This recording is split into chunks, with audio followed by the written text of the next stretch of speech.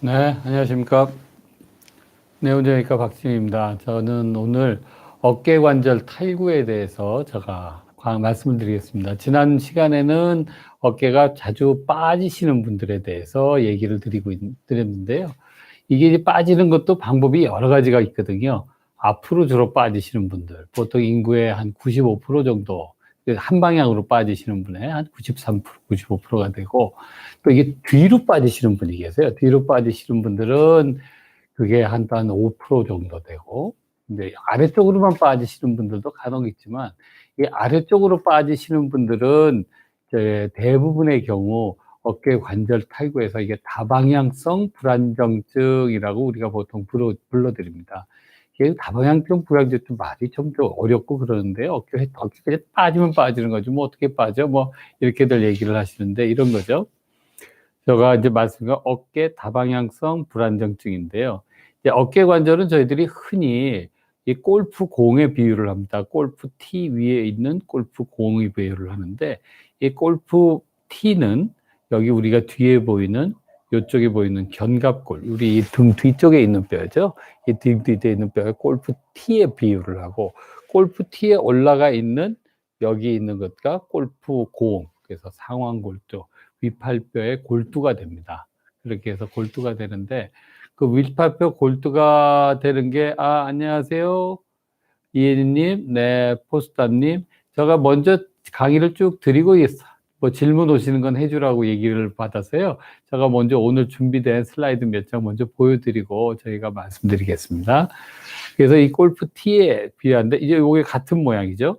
이 견갑골이 골프 여기에 T에 비유한다면 이렇게 있는 게 골프 공이 이 팔뼈에 있는 이 상완골두가 되는 거죠. 그래서 보면 이 골프 티도 골프 공하고 보면 이렇게 다 넓게 골프 티를 잡고 있지는 않잖아요. 요즘 뭐 골프 티 이렇게 복잡하게 널찍하게 돼 있는 것들도 있고, 한쪽이 없어져서 뭐 슬라이스를 막는다고 하는 것도 있고 올려놓은 것도 있고 한데, 그런 것처럼 이 골프, 하지만 대부분의 골프티는 이 작은 위에 이렇게 골프 공을 올려놓는데, 그래서 이 사람 몸도 그렇습니다. 이 상완골두는 이 골프티 여기에 공을 얹어놓는 위치가 약 한 25%밖에 덮지를 못하게 돼 있어요.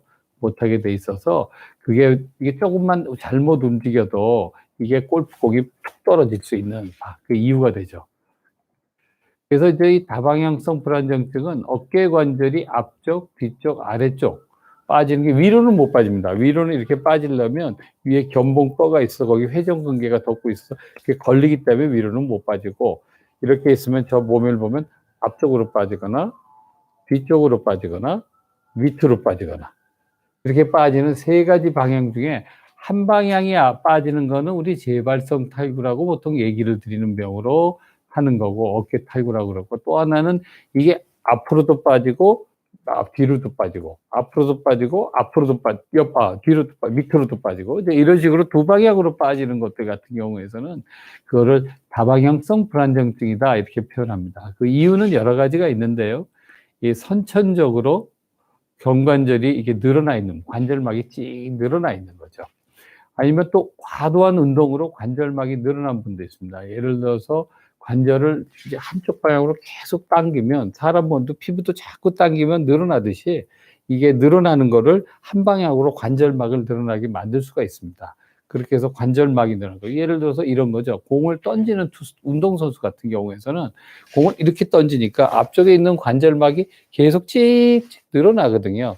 이게 찍찍 늘어나니까 이분들은 보면 우리가 사람 몸은 옆에서 한 90도 여기까지, 저는 이거밖에 안 움직이는데요. 이 운동선수 같으면 뒤로 이렇게 많이 넘어가세요, 팔이. 이렇게 많이 넘어가서 이만큼 넘어간 팔들이 보이는 거죠. 이렇게 넘어가니까, 그래서 공을 던지는데 더 많은 거리를 던질 수 있게 만들어 주거든요. 그래서 그 만들어 주는 게 앞쪽에 있는 관절막이 늘어나서 그런 겁니다. 그렇게 하는 거고. 아니면 수영 선수들 같은 경우 있죠. 수영 선수 같은 경우에서는 수영 선수가 하는 게 관절을 아주 유연하게 수영 선수들은 자꾸 만들어 주거든요. 그래서 그 수영 선수 만들어 주는 것 같은 경우에는 관절이 다른 분들보다 관절막이 많이 늘어나 있습니다. 그런데 이와 같이 이제 있다고 관절막이 다 늘어났다고 병이 있는 거는 아니고요. 어깨 관절이 이제 이렇게 움직일 때 여기서 보통은 단방향성, 한 방향으로 어깨가 빠지는 병은 팔이 뒤로 이렇게 많이 돌려야 그게 불안한 느낌을 하는데, 이 다방향성은 이게 완전히 가는 게 아니고 이 정도 있는 위치에서 어깨가 팍 빠지려고 그럽니다. 불편해요. 그리고 불편해. 팔을 이렇게 본인이 잡는 분들도 있고 그런 현상들이 나타납니다. 이제 이런 것들이 다방향성 불안정증의 아주 특징적인 증세가 되는데요. 그거를 다시 한번 저희가 설명을 드리면 이렇게 되는 거죠. 지난 시간에 얘기한 어깨 관절와순의 앞쪽이나, 이건 앞쪽이 찢어진 분인데, 앞쪽이나 요 뒤쪽이 이렇게 찢어지신 분 같은 경우는 외상성으로 관절와순이 찢어지는 불안정성이고, 이게 비외상성은 여기 보시는 것처럼 뒤쪽에 이렇게 팔을 움직이는 이 부분에 관절막이 이게 타이트 팽팽하게 돼 있어야 되는데 이게 완전히 푹 늘어났죠. 앞쪽도 늘어났고 뒤쪽이 더 많이 늘어나셨네요. 이건 뒤쪽인데요. 이게 앞쪽도 늘어나고 이렇게 돼 있는 것들이 문제 되시는 분들이세요. 근데 문제는 이 병이, 요분은 한 방향으로만 빠지는 분, 이분은 다방향으로만 빠지시는 분. 이제 그렇게 얘기를 드리는 게 아니고 이 두 개 사이에 그레이 존이 있는 거죠. 회색 지대가 있어서 이게 관절이 많이 늘어나 있어요. 지금 관절막 이완으로 불안정하게 많이 늘어나신 분들이 수영이나 야구, 배구 같은 운동선수를 계속 하게 되면 이 비외상성으로 다방향성 있는 분은 관절 와순이 찢어져 있지는 않거든요. 찢어져 있지는 않은데 그 찢어져 있지 않은 관절 와순이 조금씩 찢어지는 분들이 있어요. 그러면 그거는 반복적 미세 손상에 의해서 오는 그 사이에 존이 있습니다. 좀 더 쉽게 설명을 드리면 이렇게 되는 거죠. 외상성 불안정증은 대부분 전방이나 후방인데 전방이 대부분이고요. 전방으로 빠지는 불안정증이 있는 거고, 다방향성 있는 거는 비외상성입니다. 다친 이력이 없이 자기 관절막 자체가 늘어나 있는 분들에서 인대가 늘어나 있는데, 이런 분들은 통증을 느끼고 불안정을 보듯이 중간 부분에서 나는 소리도 나고 이러거든요. 네, 이혜님 안녕하세요. 원빈도 눈두개 나도 눈두네. 임소피아님 안녕하세요. 네, 저희가 조금 있다가 질문 주신 것들은 저희가 답을 드리겠습니다. 이렇게 가지고 있는데요. 그 사이에 여기에 겹치는 부분에 있는, 이 부분에 있는 반복적 미세 손상에 의한 불안정증이 있습니다. 재발성 후방 불안정증이나 관절막이 자꾸 뒤로 빠지는데 어느 순간 빠지다 보면 벤치프레스를 많이 하다 보면 관절막이 뒤로 빠질 때는 예전에 빠지기만 하고 아프지를 않았는데 서서히 아파지면서 뒤에서 빠질 때마다 빠각빠각하고 빠지면서 뭐가 걸리는 소리가 나시는 분, 이런 분들은 반복적 미세 손상에 의한 불안정증입니다. 예를 들어서 야구를 한다든가 소프트볼, 카약 선수는 이걸 이렇게 밀을 한쪽으로 확 밑으니까 이쪽 어깨 같은 경우에 뒤쪽에 있는 관절막을 늘려야 되거든요. 그런 선수들, 배구, 노젓기, 수영 선수 같은 분들이 반복적 미세 손상에 의한 불안정증을 가지고 계신 분들입니다. 하시고 관절화순 병변이 대부분 동반돼 있죠. 안녕하세요. 11님, 베리타스 주님, 네, 안녕하십니까. 자, 하셔서, 그래서 그 다방향성 종류에는 이런 거 있습니다. 하방, 아래쪽으로 이렇게 다방향성 빠지는 분들은 어떤 느낌이 나냐면, 이와 같이 무거운 물건을 들 때 관절이 밑으로 쑥 빠지는 것 같은 느낌을 가지시는 분들이 있습니다. 그리고 전방으로 빠지시는 분은 손을 머리 위로 올리거나 외전, 이런 동작을 할 때 관절이 막이 완전히 쭉 빠지는 게 아니고 미끈덩거리면서 빠지는 느낌들을 보통 보시는 분들도 있죠. 그런 분들이 있고, 후방 불안정성은 문을 밀고 들어갈 때 무거운 분들 있잖아요. 요즘 유리문 도어된 거, 자동문 아닌 것들. 이렇게 밀고 들어갈 때 관절이 뒤로 밀리는 듯한 느낌이 난다.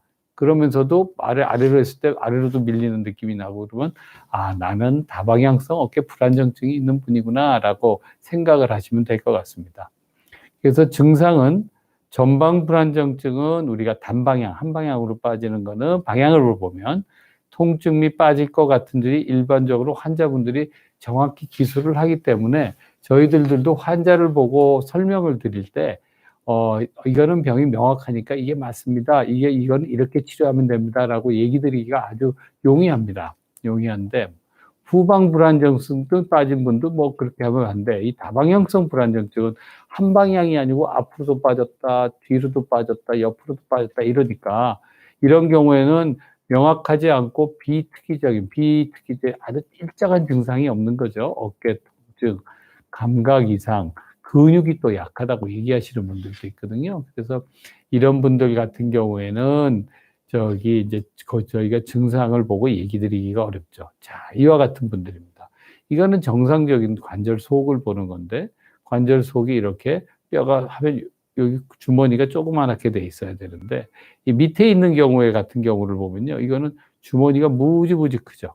여기 보이는 게 주머니가 큰데, 이와 같이 주머니가 크게 되신 이런 분들은 관절막이 많이 이렇게 늘어나 계신 겁니다. 이런 분들은 관절막이 많이 늘어나 있으니까 어떻게 되세요? 거가 앞뒤로 뭐 이게 덜렁덜렁하게 왔다 갔다 하시는 거죠. 그래서 통증은 보통 어깨 관절 주이거나 움직일 때 통증을 느끼거나 아니면 어깨 관절이 늘어나거나 빠지는 느낌을 특정한 동작 각도에서 반복적으로 느끼시고 근육이 약하다고 하세요. 왜냐하면 근육이 관절막 바깥에 붙어 있는데 관절이 늘어나니까 관절막이 늘어나니까 근육도 같이 늘어나겠죠. 서서히 쫙 하고 늘어나니까 그 늘어난 근육들 때문에 근육이 힘을 잘 못 쓰거든요. 왜냐하면 근육이라고 하는 건 자기가 요만큼에서 딱 오므라들 때 쓸 수 있는 최대 힘을 낼 수 있는 거리가 있는데 그거를 점점 늘어나니까 이걸 수축을 해도 수축을 잘 하지를 못하시는 거예요. 요렇게 돼서 요만큼 되면 콱콱콱콱 움직이는데 이렇게 늘어나 있으니까 움직여도 잘 못 움직이는 거죠. 그와 같이 문제가 되는 거고 또 그러시면서 그 늘어난 거에 중간에 신경들이 같이 따라 늘어나면서 신경 감각 이상도 오고 팔에 힘이 없어서 움직일 수 없고 팔이 이렇게 어깨 죽어서 이렇게 무슨 활동을 하다가 아 하고 아파서 어깨 팔 잡고 이렇게 꼼짝도 못하고 가만히 계시는 분들 있잖아요. 그러시는 분들처럼 어깨 마비 상환 증후라고 그러는데 그와 같은 증상들이 나타납니다. 주로 많이 나타나시는 분은 10대에서 20대 젊은 나이 분들이 많이 나타나시고요. 무거운 문을 든다든가 머리에 손바닥에 어깨 꺼내다가 아이고 어깨가 빠지는 느낌이 나요 라고들 보통 표현을 하는데 여기하고 관절화 상완관절이 과도한 하방 전이가 일어날 때 어깨가 푹 빠지는 느낌이 납니다. 이런 분들이죠. 본인들이 어깨가 그냥 수시로 빠져요. 빠졌다 나왔다 들어갔다 해요. 그러시면서 팔이 빠지고 하루에도 여러 번씩 빠진다 그러고 사람이 보통 팔을 이렇게 보내면요. 이쪽 팔꿈치가 이쪽 어깨에 완전히 붙지는 잘 않으세요. 잘 않은데 이게 턱 밑에 들어가서 손 뒤로 가시는 분. 영화 같은 데 보면 이런 거 보이죠. 이렇게 해서 하는데 어떤 분이 수갑을 뒤로 이렇게 찼어요. 뒤로 수갑을 찼는데 수갑을 뒤로 찬 거를 팔을 이렇게 뿌두두둑 돌려가지고 이렇게 수갑이 있으니까 이게 못 오잖아요. 이게 못 오는데 이거를 돌려서 쫙 해서 탁 하더니 앞으로 내려가지고 수갑을 풀으시는 거 보셨어요? 영화 같은 거? 이제 그런 분들이 대부분 다방향성 관절 불안정증이 아주 심한 분들입니다. 그래서 그런 분들이 있거나 아니면 반복적으로 외살이 되면서 관절막이 늘어난 분들. 그래서 내 관절이 다른 사람보다 아주 유연한가 아닌가 하는 걸 저희들이 보는 방법이 있는데요. 여기에 보이는 이 그림들입니다. 첫 번째는 새끼손가락을 이렇게 꺾어보세요. 저 손가락을 보면요. 요만큼밖에 못 꺾여요. 거의 0도인데 이 손가락이 이쪽으로 90도로 꺾이시는 분들이 있어요. 이렇게 꺾이시는 분들. 그런 분들은 관절이 전신적으로 유연하다. 이완이 잘 된다라고 또 표현하고요. 그 다음에 엄지손가락을 여기 있는 거를 이렇게 해서 여기다 붙여보는 거예요. 아우 저는 여기만 가면 벌써 아파요. 여기가 아픈데 이게 여기 가서 톡 붙으시는 분들 그런 분들도 하시는 거고 손 팔꿈치를 보면 이게 0도가 되셔야 되는데 0도가 아니고 그보다 더 펴지시는 분들이 많거든요.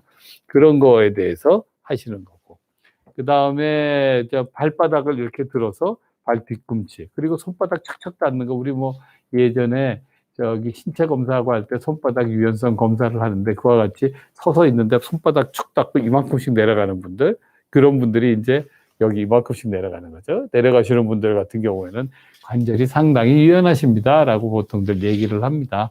얘기를 하고 이제 저희들이 볼 때는 이렇게 보죠. 편안하게 어깨에 힘 빼고 이렇게 있는 데에서 팔을 잡고 위에서 아래로 이렇게 쭉 내려뜨리죠. 쭉 내려뜨리면 이게 여기 있는데 이 견봉인데 견봉하고 상완골두 사이가 이렇게 벌어집니다. 이거를 구징후라고 이게 교과서에 있는 그림인데요. 저희 학회 대한견주관절학회 교과서에 있는 그림인데 그 구징후가 이렇게 나타나세요. 나타나시면 이 사람은 하방전이 검사에서 양성이고 그 양성인 정도가 관절막이 많이 늘어났고 늘어난 게 뭐 우리는 이제 1단계, 2단계, 3단계 이렇게 표현을 하면서 그걸 이제 적고 1단계 치료법은 이런 거, 2단계, 3단계 뭐 이런 식으로 나타나는 거죠. 나타나시고요. 그래서 이제 이렇게 돼 있던 분이 팔을 당기면 이게 밑으로 이렇게 내려가서 위에 있는 뼈가 이렇게 보이게 뼈 모양을 볼 수 있는 정도가 되는 검사입니다. 그리고 또 뭐 앞으로도 밀고 뒤로도 밀고 우리가 검사를 하고요. 그렇게 해서 이게 앞으로 빠지는지 보는 검사, 뒤로 빠지는 거 보는 검사, 뭐 같은 검사를 우리가 보고 엑스레이를 찍으면 이쪽 팔 같은 경우에는 제 위치에 잘 있는데 안 보이시나? 이렇게 여기 됐네요. 여기 보면 이렇게 요쪽 보면 요쪽에 보면 요쪽은 뼈가 있는 데가 제 위치에 있는데 요 부분은 요 왼쪽 같은 경우에는 오른쪽이죠. 앞에서 우리가 보고 이렇게 하는 거예요. 밑으로 뼈가 많이 처졌죠. 그러면 이제 이런 분들은 객관적으로 어느 정도가 관절막이 늘어났어요라고 얘기를 합니다. 그렇게 하고 이제 그러면 우리가 CT를 찍는데 선천적으로 뼈가 잘 발달이 안 되신 분들도 있어요. 그래서 이 관절화, 견화라고 하는데 관절화가 이렇게 서양 배 모양으로 되어 있는데 이게 동그랗게 되신 분도 있고 이제 이런 분들도 있고 MRI나 CT가 찍어서 이렇게 뼈가 있어야 되는 데가 자라나지 못해서 이렇게 없는 분들 같은 경우는 잘 빠지겠죠. 이제 그렇게 됩니다. 그래서 이제 이런 분들은 치료는 어떻게 하냐 하면 관절막이 많이 늘어나 있기 때문에 많이 늘어난 관절막을 그 주변의 근육을 강화시켜서 관절막이 힘을 못 쓰도록 근육으로 강화를 시켜서 쪼그라들게 만드는 치료를 저희가 보통 해드려요. 그렇게 쪼그라들게 해드리면 대부분 여기 뭐라고 돼 있나요? 다친 적이 없는 분들은 한 80% 정도, 88%에서는 수술 안 하고도 치료가 가능하셔서 그와 같은 방법으로 치료를 해드립니다. 근데 이제 관절막이 좀 늘어나 올라 계시던 분이 이제 무슨 일이 있거나 반복적인 운동을 많이 해서 일부가 찢어지신 분들이 있으면서 관절막도 늘어나신 분들은 이와 같이 비수술적으로 치료해도 치료의 성공률이 16%면 뭐 10명 중에 한두 분 정도 치료가 되시는 거니까 그렇게 썩 많이 되는 거라고는 얘기할 수 없죠. 그런 거는 뭐 가만히 있어도 좋아질 수도 있는 거니까요. 그러니까 그 정도밖에 안 돼서 이런 경우에는 외상성이 있는 분들은 수술을 하시는 게 낫고 난 다친 것도 없고 팔이 그냥 덜렁덜렁 빠지는 느낌이 난다라고 하시는 분들은 이런 분들은 비수술적으로 치료를 해보면 좋습니다. 그럼 치료는 어떤 걸 하느냐?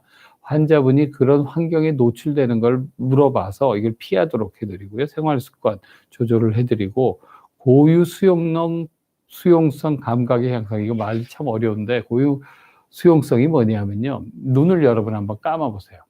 눈을 감은 상태에서 팔의 위치를 이렇게 나눠보세요.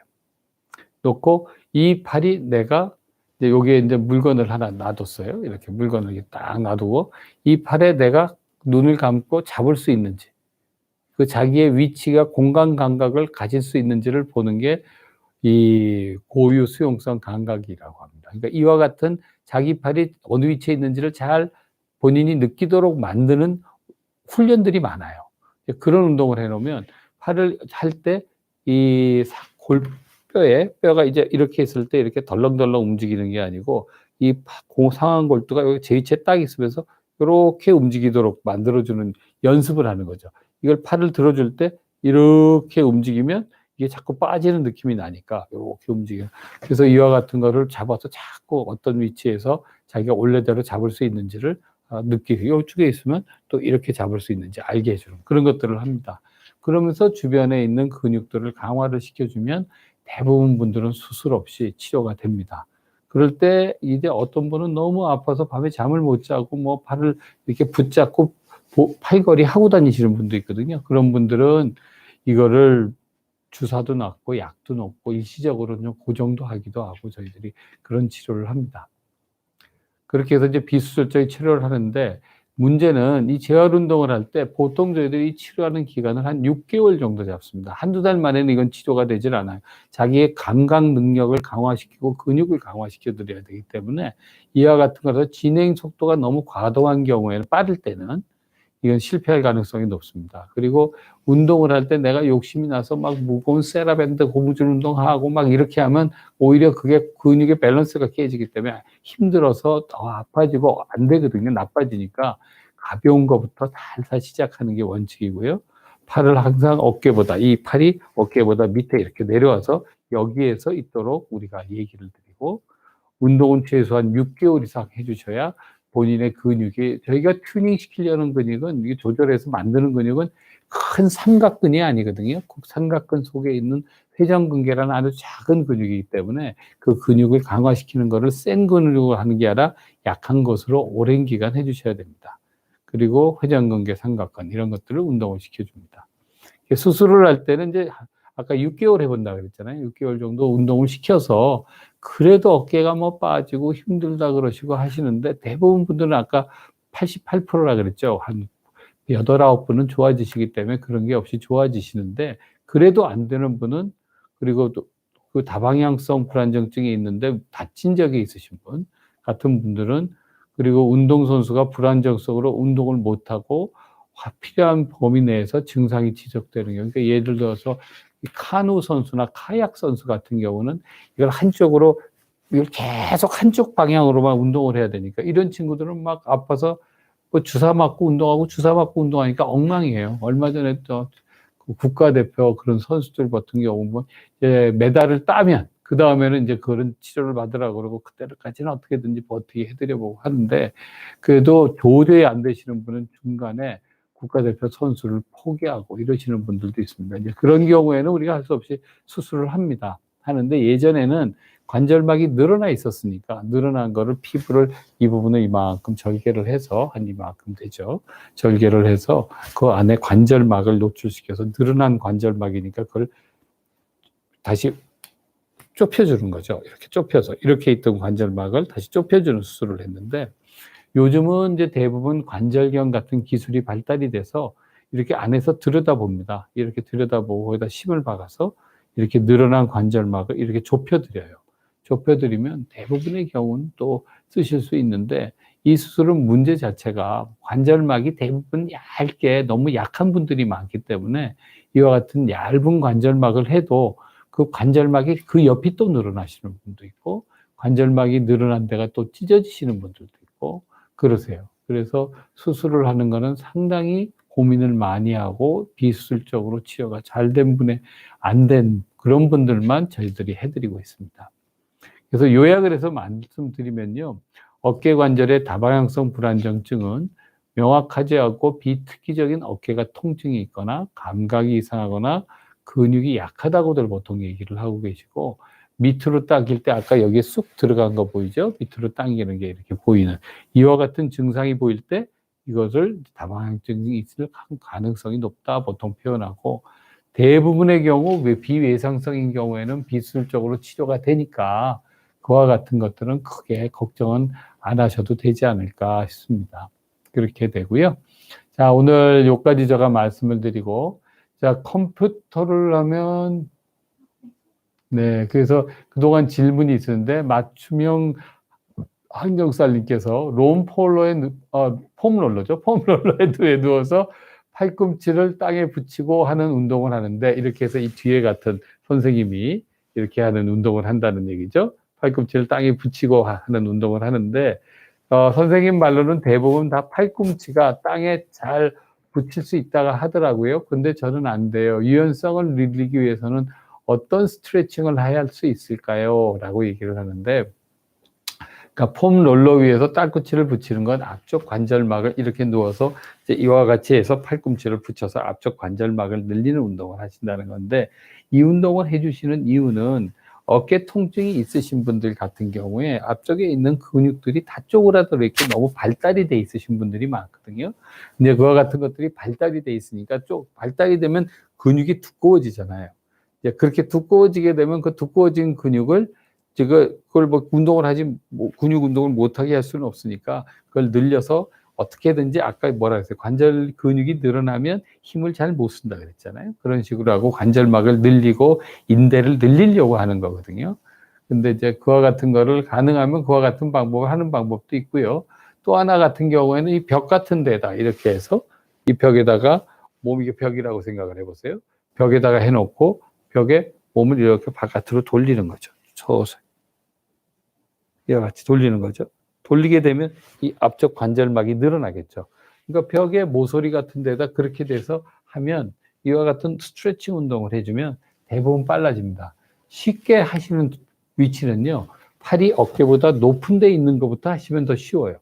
이 팔이 정상적으로 움직이면 높은 데에서부터 해서 늘리고, 그 다음에 조금 낮은 데서 눌리고, 밑으로 내려서 늘리고, 점점 밑으로 내려오는 거죠. 이렇게. 그렇게 해서 늘리면 아마 위에서부터 서서히 관절막이 늘어나기 때문에 아래쪽부터 위쪽으로 늘리기가 더 편안하실 겁니다. 자, 다음에 이혜님께서 얘기를 주셨는데, 선생님, 저는 어깨를 돌리거나 할 때 뽀도독 소리가 나는데 괜찮을까요? 그때 달짜님께서도 그러셨어요. 저는 맨날 움직일 때마다 어깨에서 똑똑 소리가, 뚝뚝 소리가 나요. 하는데, 이제 문제는 뚝뚝 소리가 나는 게 아프냐, 안 아프냐입니다. 이제 어깨에서 뚝뚝 소리가 나는 게 아프지 않으면요, 그거는 그렇게 걱정은 안 하셔도 대부분 되세요. 그러니까 크게 걱정은 하지 마시고요. 만약에 그거를 할 때 그 위치에서 아프면 그때는 원인을 찾아보셔야 됩니다. 원인은 근육별로, 뼈를 보면 견갑골, 저는 날개뼈라고 보통 표현을 해서 이해하기 쉽게 해드리는데, 이 견갑골, 이 뒤쪽에 있는 뼈죠. 뒤에 등도에 붙은 이게 두 개가 이렇게 붙어서 팔을 움직이는 걸 할 수 있게 해주는데, 그 뼈가 움직이는 거를 이제 있는데 근육이 약하시면 그 막 움직이면서 그 밑에 그 점액낭이라고 기름주머니가 들었는데 관절을 끼리 잘 움직이게, 뼈끼리 사이에 움직이게 해주는 건데 그런 데가 부어버리세요. 그럼 쉽게 얘기하면 여러분들 물풍선 만들어 보셨어요? 물을 조금 넣고 고무풍선에다 넣으면 그걸 이렇게 누르고 이렇게 문지르면 어떠세요? 그러면 바닥바닥 소리가 나죠. 그렇게 해서 나는 분들도 있고, 아니면 관절 속에 아까 같이 연골이 상했을 때 나는 분들도 있고, 아니시면 그 회전근개가 파열이 돼도 뚝뚝 소리가 나는데 대부분 40대 전에는 그럴 일은 확률은 적습니다. 그러니까 통증이 없으시면 크게 걱정은 안 하셔도 될 것 같고요. 그다음에 진우님이, 저는 22살 남자입니다. 그 위쪽 걸 하나 먼저 볼까요? 그 위쪽 거를 보면, 아니요. 이쪽에, 왼쪽 게, 하영희님. 전 라운드 숄더인데 평소 어떤 운동을 하면 어깨를 펴기 좋을지 궁금합니다. 라고 얘기를 주셨는데, 저는 이제 주로 말씀드리는 운동을 어깨 깡패 운동이라고 보통 표현하는데, 어떤 운동이냐면요. 제가 보여드릴게요. 이거는 보여드려야 되니까 엘보우 푸시업이랍니다. 우리가 푸시업을 하면 어떻게 해요? 제가 이렇게 서서 보여드릴게요. 조금만 낮춰주시겠어요? 여기를. 엘보 푸시업이라 그러면 이게 밑에가 탁자인데요. 조금만 낮춰주시면. 탁자인데 보통 팔꿈치가 이렇게 돼 있으면 우리가 팔꿈치에 이런 식으로 운동을 하죠. 이런 식으로 운동을 하는데 이와 같이 운동을 하는 거를 그냥 우리가 푸시업이라고 표현하잖아요. 근데 그렇게 하지 않으시고 팔꿈치를 이렇게 여기다 대시는 거예요. 팔꿈치를 대고, 그리고 이걸 몸을 내려가게 하려면 어떻게 해야 돼요? 이 뒤에 있는 견갑골만 뒤에 붙였다가 뛰었다가, 견갑골만 붙였다가 뛰었다가, 이와 같은 운동을 하거든요. 이렇게 견갑골을 내려와서. 이와 같은 운동을 하면 이거는 뒤쪽에 견갑골이 모였다가 내려왔다 이런 식으로 하기 때문에 운동을 할 때 아무 데서나 하실 수가 있어요. 예를 들어서 책상 같은 데서 하셔도 되고, 바닥이 있는데 하셔도 되고, 벽에 기대서 하셔도 되고, 하실 수 있는 걸 하시면 되니까요. 라운드 숄더 이때는 그 운동을 하시고, 그리고 뭐 만약에 피트니스 헬스클럽 같은 데 가시면 랩풀 다운이나 이렇게 당기는 운동, 그 다음에 로잉 운동 하는데, 할 때 문제는 손등이 위로 오게 하시면 안 되세요. 손바닥이 위로 오시게 하셔야, 어깨 아프신 분, 원래 교과서적은 이렇게 잡게 돼 있거든요. 손등이 위로 오게 잡게 돼 있는데, 팜 다운이라고 보통 표현하는데, 이렇게 잡는데, 이런 거 말고, 이렇게 달면서 하실 수 있게 하는 거고요. 다음에 토고님께서, 잘 때 어깨 위로 손을 만세하고 자는데, 그게 시원하게 느껴지는데, 건강에 안 좋다는 말이 있던데, 괜찮나요? 하는데, 그게 아래로 하고 잡아서 위로 하고 이러거나 이렇게 잘 때 자세가 편안하게 저린 게 없이 주무시면 괜찮으세요. 괜찮으신데 어깨 위로 이렇게 손을 들 때 이렇게 하시는 거 있잖아요. 이렇게 잘 때 편하고 이렇게 내려서 잘 때 불편한 경우에는 신경이 좀 늘어나서 어디에 신경계에 가는데 문제가 있는 분들이 있기 때문에 그와 같은 거는 좀 피해 주시는 게 좋으실 것 같고요. 그다음에 똑똑 그리고 임소피아 님, "저는 팔 움직임이 제한을 받네요. 스트레칭 해도." 그래서 그러니까 팔 움직임이 제한을 받는 건 관절이 굳으셨다는 얘기거든요. 굳은 거에 대한 이유는 관절막에 염증이 심해서 생기는 분도 있고 회전근개가 문제가 있는 분도 있고 또 외상, 다친 분들이 그다음에 염증으로 관절막이 부었거나 찢어져서 그러신 분들도 있는데 제한을 받는 게 서서히 스트레칭 운동을 시켜 보시다가 그게 잘 안 될 경우는 주변에 어깨 잘 보시는 그 전문의한테 찾아가 보시는 게 좋을 것 같습니다. 다음 순서 운동 아까 라운드 숄더 얘기는 해 드렸고요. 자 그렇게 해서 하는데 자 인제 고거 말고 또 질문 아까 있었던 게 있었는데 네. 자 더 위에 오른쪽 거를 쪼금만 빙구 누나님 건데요.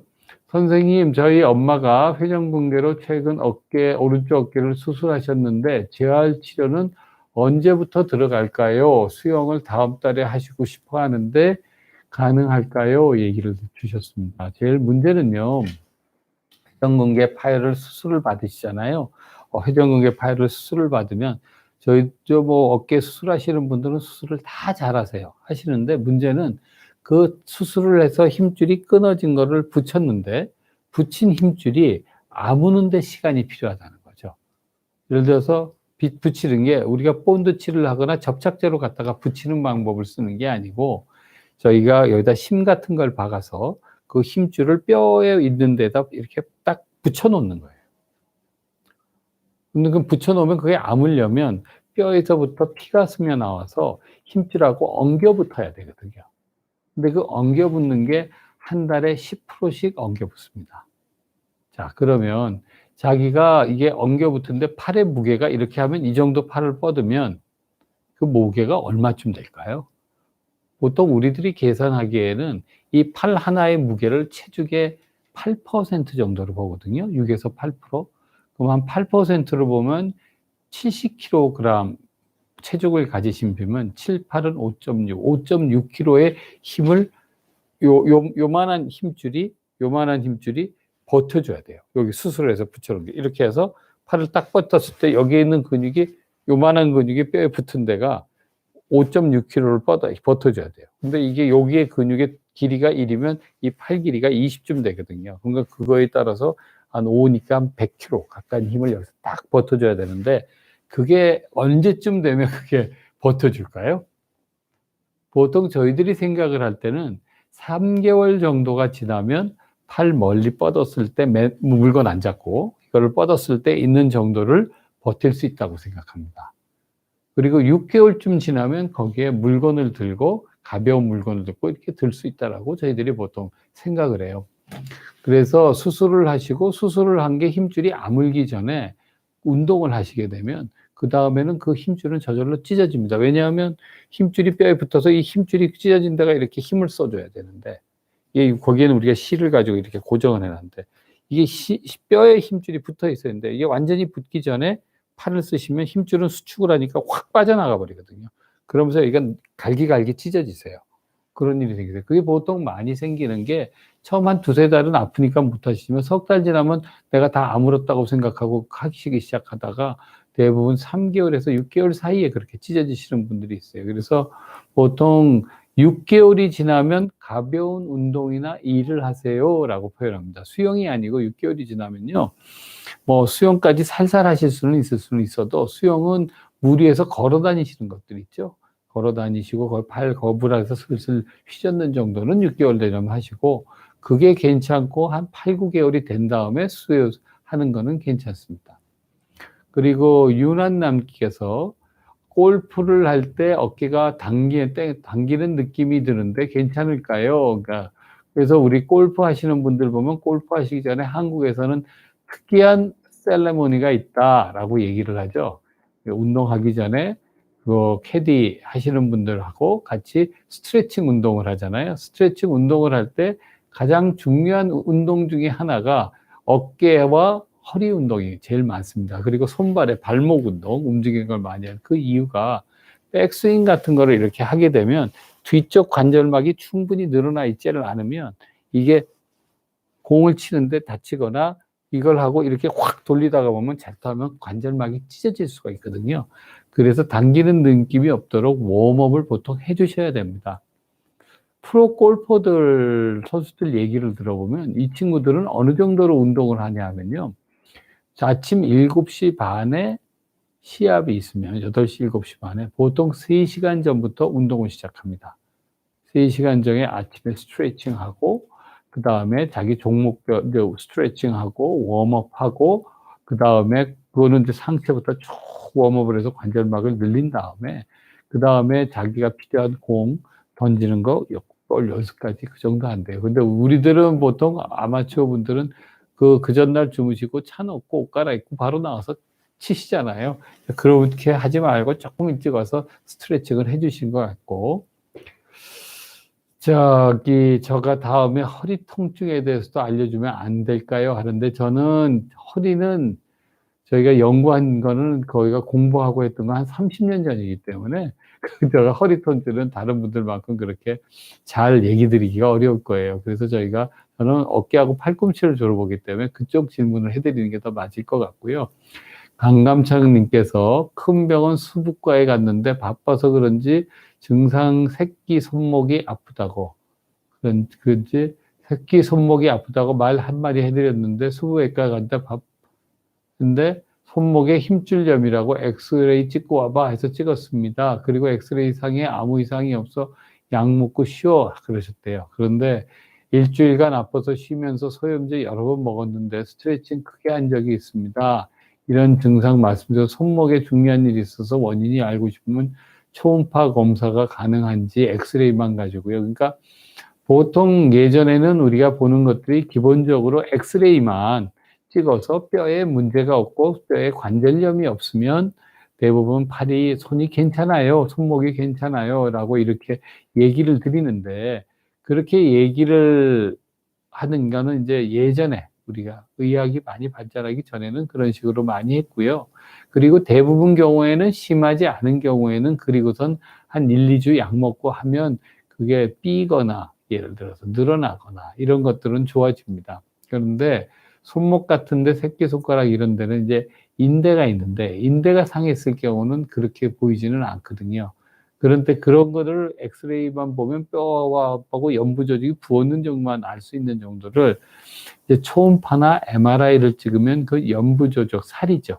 인대, 근육 뭐 이런 것들이죠. 그 다음에 신경 이런 것들을 초음파나 MRI로 확인을 할 수 있습니다. 그래서 바로 옆에 있을 게 초음파가 있으면 초음파로 보면 알기가 쉽고 그 초음파로 본 거를 좀 더 우리가 자세하게 객관적으로 보려면 MRI를 찍어서 봅니다. 그러니까 초음파 검사는 가능하고요.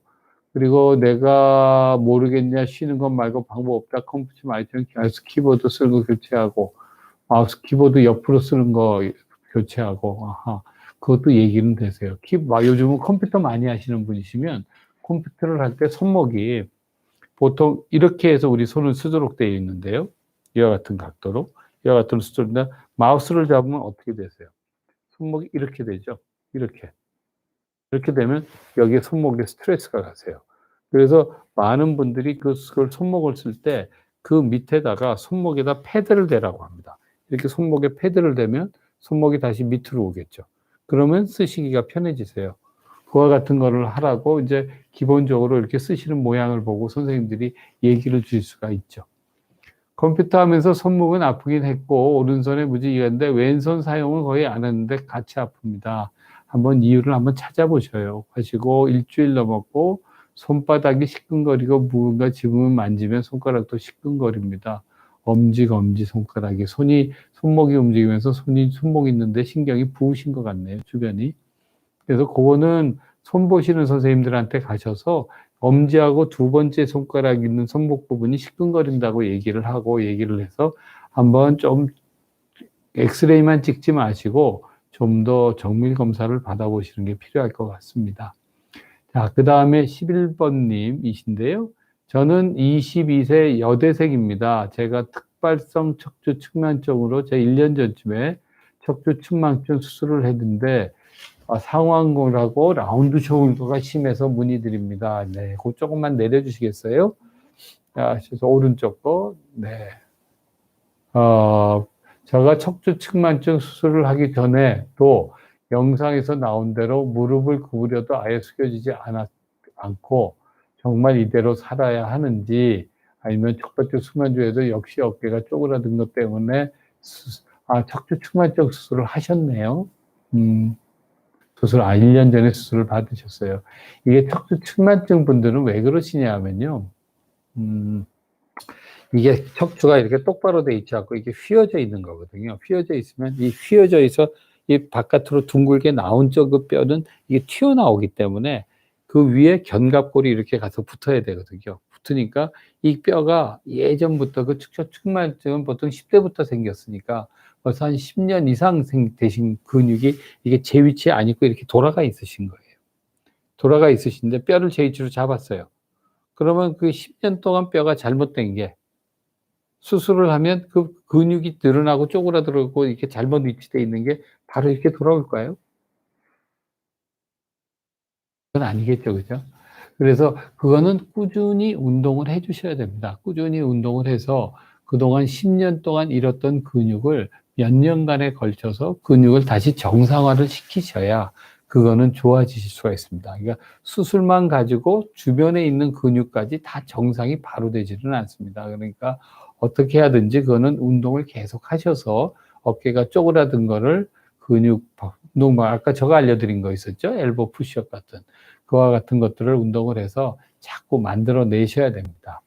이렇게 해주시고, 그 다음에 이민희님께서 고관절 보시나요? 잘하시는, 여기는 뭐 하는 데라 고관절 하시는 거는 그 고관절 질환은요, 큰 병원에서 하시는 분들이 많이들 하십니다. 왜냐하면요, 고관절 질환은 연세가 드신 분들이 많고 고관절 골절이 발생을 하면, 제가 예전에 골다공증 학회 일을 좀 했어서 이제 저희들이 그 통계를 하고 우리나라 평균치를 보고 얘기를 드리는데, 고관절 골절이 되면 골절이 된 나이 드신 분, 젊은 분들이 아니고요. 젊은 분들은 잘 그거 되지는 않는데, 골절 되시는 분, 나이 드신 분들 같은 경우에는 척추가 골절이 되고요. 척추가 골다공증으로 그 뼈가 부러지죠. 이게 압박골절이 발생을 하는데, 압박골절이 발생하고 그분을 이제 한 5년, 10년을 저희가 쭉 추적을 해서 환자분들을 봐드려요. 봐드리면 대부분의 경우 1에서 2%의 환자분들이 그 척추 골절 이후에 돌아가세요. 그렇게들 돌아가시고, 왜냐하면 그거가 문제가 있어서 침대에 누워 계시다가 폐렴이 걸려서 돌아가신다든지 여러 가지가 있는데, 고관절 같은 경우는 뼈가 부러지면 부러지는 순간 그분이 한 10분의, 12분의 1분쯤은 1년 안에 돌아가신다고 봅니다. 왜냐하면 대부분 병이 그만큼 심한 거죠. 수술이 잘 되거나 안 되거나 상관없이. 그러신데, 그래서 고관절 하시는 분들은 큰 병원 계시는 분들이 잘 보세요. 그러니까 그쪽에 있는 병원에 각 병원마다 가보시면 잘 보시는 분들이 계실 거니까 한번 찾아보시면 좋을 것 같고요. 선생님은 매일 공부를 하시나요? 어떻게? 아이고, 감사합니다. 김짤부님. 네, 하시고, 손목에 약한 사람은 팔굽혀펴기 같은 운동하면 안 되겠죠? 손목이 약한 사람은 팔굽혀펴기 같은 거 하면 손목을 많이 구부리기 때문에 그거는 좀 안 하는 것보다 하셔도 돼요. 하셔도 되는데 어떨 때 하셔야 되냐면요. 이렇게 손목을 위로 바짝 올려가지고 이렇게 하시면 힘든데, 이거를 벽에다 대고 하시면요. 벽에다 대면 바닥에다 놓고 이렇게 하면 부하가 많이 가기 때문에 손목이 아프거든요. 근데 벽에다 대놓고 이와 같이 운동을 해주면 그와 같은 부하가 덜 가기 때문에 훨씬 나으세요. 네, 하시고, 달짜님께서 물어보셨어요. 저희가 손목은 뭐 저 전문 분야는 아니지만 기본적인 건 말씀을 드리면, 버티컬 마우스가 효과가 있는지 궁금합니다. 버티컬 마우스라는 게 이게 볼 마우스를 얘기하는 건가요? 어떤 마우스인지를 제가 잘 모르겠네요. 버티컬 마우스 하셔서 하고 버티컬 마우스를 또 찾아주세요. 어떤 게 버티컬 마우스인가? 아하, 손을 이렇게 그렇죠. 저런 거 쓰시면 편하죠. 손목을 이렇게 잡고 있는 게 아니고, 이렇게 잡고 있는 게 아니고, 손목을 이런 식으로 잡고 있는 거네요. 그렇게 되면 훨씬 쓰기가 좋으시죠. 저와 같은 걸 쓰시면 하고, 그래서 많이 하시는 분 버티컬 마우스에 여기에다가 볼이 붙은 거를 쓰시잖아요. 이렇게 손가락으로 움직여서 쓰는 거. 그와 같은 거 쓰셔도 되고요. 베리타스주님, 네, 안녕하십니까. 진료받으려면 몇 달, 아이고, 죄송합니다. 몇 달 기다리시게 해드려서 저희가 보려고 하는데요. 저희가 중요한 게 많은 분들을 뵈드리는 것보다 한 분 오신 분들이 정확히 진단을 대고 치료를 해드리려면 환자분들한테 기본적으로 이제 드는 시간들이 저희들과 있거든요. 그 시간들이 있어서 저희가 어느 분 이상을 더 봐드리지를 못합니다. 그래서 기다리시는데 저희가 가능하면 저기 혹시 앞에 자리가 취소하시는 분들 계시면 다른 분들을 연락을 드려서 빨리 봐드리도록 노력하고 있습니다. 빨리 못 빼드려서 죄송하고요.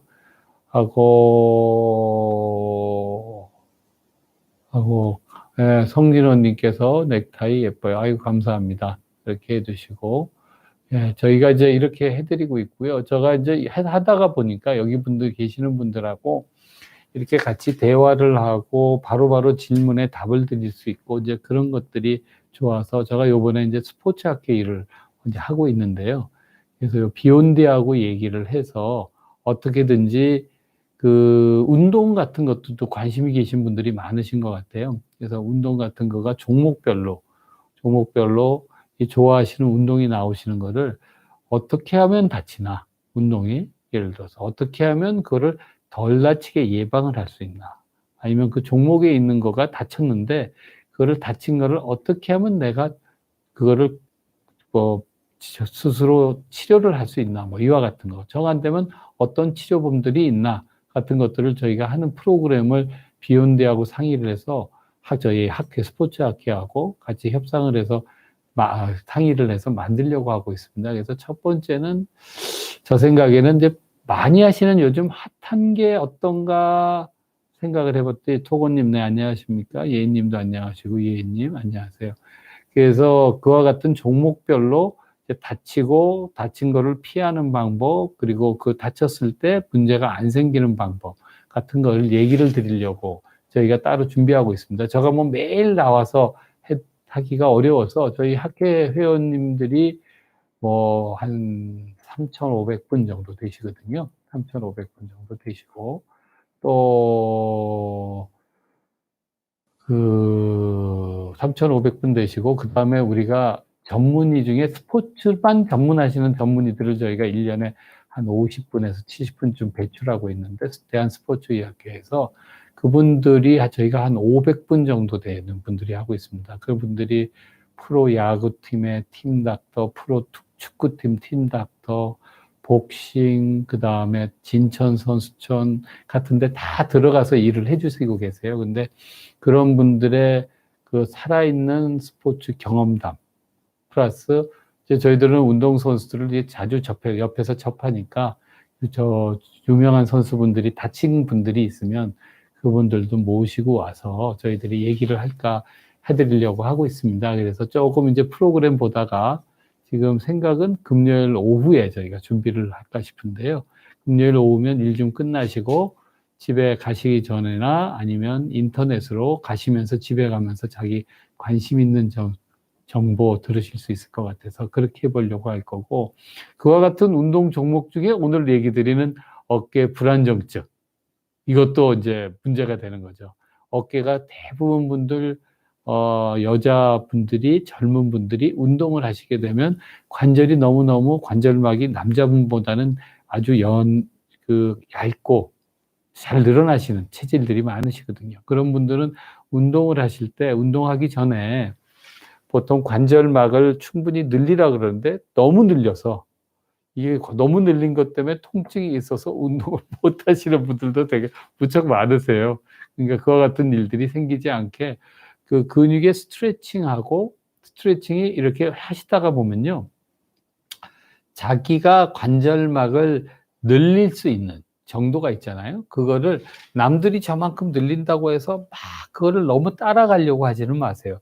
자기의 몸에 있는 신체 구조가 늘릴 수 있는 정도가 한도가 있는데 그거를 무리하게 늘리시다 보면 주변에 붙어 있는 근육들도 같이 늘어나면서 근육이 제대로 작동을 하지 못하게 되는 경우도 많습니다. 그러니까 그와 같은 걸 막도록 어떻게든지 말씀해 보시고, 그래서 어깨 다방향성 불안정증이 있으신 분들은 어깨가 아까 제가 뭐라고 얘기 드렸어요. 저 뒤쪽에 있는 것처럼 비수술적으로 치료를 했을 때 한 88% 정도는 치료가 됩니다. 그 기본적인 치료는 어깨가 덜렁덜렁하고 움직이시고 아프시고 한 것들은 관절막이 늘어나는 거를 자기 너무 늘리지 말고 그 주변의 근육을 강화를 시키는데, 아까 말씀드린 것처럼 골프공은 골프티 위에 있는 골프공이거든요. 골프티에 있는 골프공이기 때문에 그 골프공이 떨어지지 않도록 하려고, 관절막이 늘어나 있으면 이게 전부 다 이렇게 앞뒤로 휘청휘청 떨어지지 않도록 관절막을 이렇게 너무 늘리지 않고 주변 근육을 강화를 해서 아주 안정적으로, 우리는 스테이블하다고 표현하는데 안정적으로 이렇게 움직일 수 있도록 만드셔야 어깨 관절은 오래 편안하게 쓰십니다. 그리고 또 하나는 어깨 관절막을 가능하면 어깨를 펴서 좋은 자세를 가지려고 군대에서부터 선생님들이 왜 차렷 자세를 하잖아요. 그러니까 그게 자세가 처음에는 상당히 불편하죠. 사회에 나와서 그냥 일을 하다가 자기 몸이 앞으로 굽어 있고 컴퓨터 하고 사무일 보고 이런 일들 하던 분들만 하시던 거에, 이제 군대에서 그와 같은 자세를 만들어주는 이유는 여러 가지 이유가 있겠지만 가장 중요한 거는 한 가지 자세에서 오랫동안 있는데 가장 체중 부하가 적게 힘이 덜 드는 동작이기 때문에 그와 같은 동작을 요구를 하고 만들어 드리는 거거든요. 그러니까 그와 같은 자세가 어깨에 관해서는, 다른 데는 제가 얘기 드리기는 어렵지만 어깨에 대해서는 좋은 자세입니다. 그러니까 가슴을 모으지 말고 가슴을 가능하면 펴고 위로 들지 말고 밑으로 낮추고, 그래서 이와 같은 자세를 만들어 주시면 어깨가 좀 더 편안하게 많이 쓰실 수 있을 것 같으세요. 그렇게 하셔서 하는데, 그렇서 한 88% 되고 그래서도 안 되시는 12% 분들은 또 그 다음 방법, 뭐 수술하는 방법도 있고 한데 수술을 안 하고 하시면 더 좋은 거 아니시겠어요? 가능하면 안 하고 해보시고, 그래서 안 되면 수술을 우리가 해드릴 수도 있는 거고 이런 거죠. 한데 얘기가 다른 건 다방향성 불안정증이, 내가 그게 어깨 관절막이 늘어나는데 어깨 안에서 따각따각 소리가 난다는 아까 얘기를 했는데, 소리가 나는 거는 여러 가지 원인이 있는데 관절 밖에서 나는 거, 관절의 바깥쪽에 근육에서 나는 거, 힘줄에서 나는 거, 그다음에 그 점액낭이라고 하는 기름주머니에서 나는 거, 관절 안에 연골에서 나는 거 같은 것들이 있는데, 내 몸 자체가 어깨 관절이 많이 늘어나 있으면서 어느 순간 뭐 운동을 하다가 많이 아픈 적이 있었는데 좋아졌는데 그다음부터 조금씩 아프세요. 그와 같은 거는 관절막이 늘어나 있는 것만이 아니고 기질적으로 어디가 찢어지거나 문제가 생긴 거거든요. 그런 것들은 그 늘어나 있는 상태 전 단계까지만 돌려도 쓰시는 게 많이 편해지시니까, 그럴 경우에는 이게 비수술적 치료 방법으로 효과가 많지를 않으세요. 그때는 할 수 없이 수술을 하셔야 됩니다. 그렇게 하셔야 되고, 그러니까 어깨에서 관절막이 늘어나는 거는 오늘 얘기 드리는 걸 정리를 해드리면, 이거 지난번에 얘기 드린 한 방향으로 빠지시는 분들, 이거는 어깨가 한번 빠지면 자기가 제대로 집어넣을 수가 없으세요, 혼자서. 근데 그것도 이제 수십 번 빠지신 분들 같은 경우에는 어떻게 이렇게 팔을 돌리면 뭐 해서 집어넣으실 수 있다라고 하는 방법들이 있는데, 그와 같은 방법이 있어서 빠지는 한 방향으로만 계속 빠지시는 분들이 있고, 또 오늘 얘기 드린 것처럼 어깨가 여러 방면으로 앞뒤로 이렇게 덜렁덜렁 움직이는, 앞이나 뒤나 밑으로 이렇게 빠지시는 분들은 그거는 아까 봤던 한 방향으로 빠져서 팔을 다시 교체에 끼워 넣을 수 없는 분들하고는 병이 다르시다는 것을 알아보셔야 될 것 같습니다. 그래서 그거는 구분을 해서 보시는데, 그 질환 자체가 중요한 건 그 두 개의 오버랩 위에 이렇게 걸쳐지는 경계 부위에 회색 존이 있어서 그것들을 환자분들을 봐드리는 것을 해드린다는 게 저희가 이제 그게 쉽지가 않으니까 그럴 경우에는 여러 가지 방법을 이용을 해서 저희가 검사를 하거든요. 네, 이혜니님, 그래서 어깨 걱정을 덜으셨다고 하는데 축하드립니다. 저희가 가능하면 설명을 많이 해드릴 거고요. 하영희님, 네, 감사합니다. 토고님, 감사합니다. 베리타스주 님도 감사드리고요. 그래서 그와 같은 방법으로 치료가 되는 그 그레이존이 있으니까 그레이존에 계시는 분들은 열심히 운동을 해보고 근육 강화를 해보시고 그래서도 만일에 문제가 되면 가까이에 있는 전문의들이 저희가 꿈이 각 대학의 어깨를 전문하는 전문의들을 저희가 전부 다 한 교수님씩 넣는 게 목표였거든요. 제가 학회장을 할 때는 전국에 41개 의과대학, 지금 한 대학이 취소가 돼서 40개 의과대학에 85개 병원, 대학병원이었는데 지금은 그게 개수가 늘어서 100개 넘는 대학병원들이 있습니다. 거기에 다 유명하신 분들이 많이들 계시고요. 그분들 찾아가시면 될 것 같고 또 그래서 아니시고 대학 아닌 병원에도 관절 전문 보시는 분들도 있고 이러시니까 그런 데에 가서 찾아보시면 아마 가까운 데서도 환자분들을 잘 보실 수 있는 분들을 찾으실 수가 있을 겁니다. 그렇게 해서 한번 찾아보시면 될 것 같고요. 그래서 이제는 전국 어디서나 환자분들을 다 자기 지역에 아주 작은 면 단위가 아니고 군 단위가 아니고 시급으로 가시면 대부분 있으시거든요. 그러니까 그렇게 찾아보시면 어떨까 합니다. 네, 오늘은 어깨관절 불안정증 얘기 드렸고요. 저희가 또 운동 종목에 따라서 대한스포츠의학회에서 비욘드하고 같이 협의를 해서 이제 저희가 새로운 프로그램을 만들고 있으니까 그것도 또 나오시면 많은 충고 주시면 저희들이 그거를 좀 더 좋은 방향으로 좀 더 여러분들에게 도움이 되는 방향으로 만들어 보도록 노력하겠습니다. 오늘 다방향성 어깨 불안정증 더 필요하신 게 있는지 하셨고요. 오늘 잘 보아주고 들어주셔서 감사합니다. 이만 마치겠습니다. 고생하셨습니다.